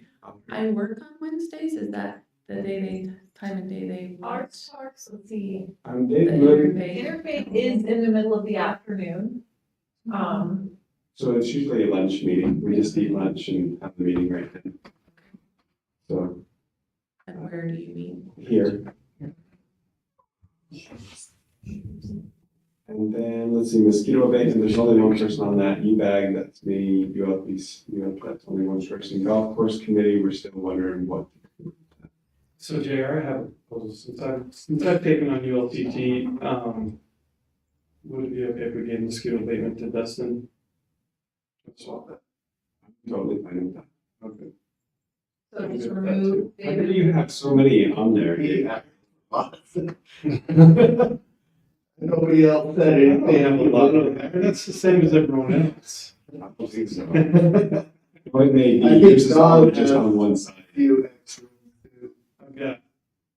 And is the Marks Park and Rec still the first Thursday, or does that? move Oh, to no, I haven't updated it. They did move that to the third And Thursday. that's here too, as well. Same time, same location, just. And I think, I think it's shared already, but who is that shared with? Can you just send it out? Yeah, I think I sent it out, I don't know if I sent it out with a document or a link before. Let me just. I'll copy So this should be the active updated document, I'll email that to everybody right now. Any changes anybody wants to make? There, there's a bunch of cars parked in front of it. You'll notice. It says on the board. One quick thing, these laws, legislative policy committee, on there, it used to say you, Dustin, and I believe Ryan Snow, they've now changed it to Dave, you, and myself. Okay. And most communities, the city manager and 2 council members, some have 3 council members. I just want to make sure that you guys are okay that that's who they have on. Is that the LEPC meeting? Not LEPC, it's LPC. It's the League of Cities and Towns Legislative Policy Committee. Yeah. It's when they meet just during the legislature and then once a month. So right now they have, so they took Dustin off, they put Dave on because he's on the board, and they put you and I on. You've always been on there. Right. But I did notice my name is on there now. I just want to make sure that Yeah. you're okay with that. Well, that's great. And that's where we just vote on preferences. I mean, it's, What is the LEPC? Why am I? It's a safety thing, isn't it? yeah, it's the Emergency Preparedness Committee, Local Emergency Preparedness. Why, yeah, I guess I've never really been to that meeting because it's always been I have historically been in Vernal, job, and just recently, I'm working at home, so I can probably make that meeting now, but it's possible for me to make. So I attended those every month in Vernal when I was over there. They are fantastic. Are they in Vernal? Vernal has their own, we have our own, and then they have an RRPC where they get together. Yeah. But the LAPC is just our county. Okay. But they're really good. And they talk about emergency things in our community. Does Dean go to those? Dean goes to a lot of them. Are those There in, pretty much. are those in the, are those in the county building a lot of times? I know RRPC is usually up in Duchesne. Did you up see at the- anything else? Oh. I'm just thinking, I don't know what LAPC is. Doesn't matter. I just need to get on the email list so that I get those meetings on my calendar. Because they've never. I'll talk with Dean to get you on this. But they are really good. Well, It is. Yeah. Union County is where I'm assuming ours are too. I haven't been to one over here. Yeah, it's last week. But the RRPC, which is the regional one of that, that's where we're getting the grant for the generator for here. Okay. So that's why it's beneficial you get to them, because at Naples, we got 2 generators for the city, so we're getting one for here. Getting to any meetings now because I'm not sure there's leave any times. That's a lot better. So we do need your name up there. Up where? Up there, just put Dave Barrett on everything. No, no thanks. But I'll take those, what I, there's 5. So have you seen the LPC meetings? During the session, it's every Monday. Some of them. No, I have to have those show up on my calendar either. So, wait, you mind? Yeah, we only have 2 more. Send them to you. We're having side conversations. Yeah, we could probably discuss this outside. Anything else that needs to be discussed before we adjourn? Okay, would entertain a motion to adjourn. So we adjourn. Okay. We have a motion and a motion by Cody Allen, second by Councilman White. All in favor? Aye. Anyway,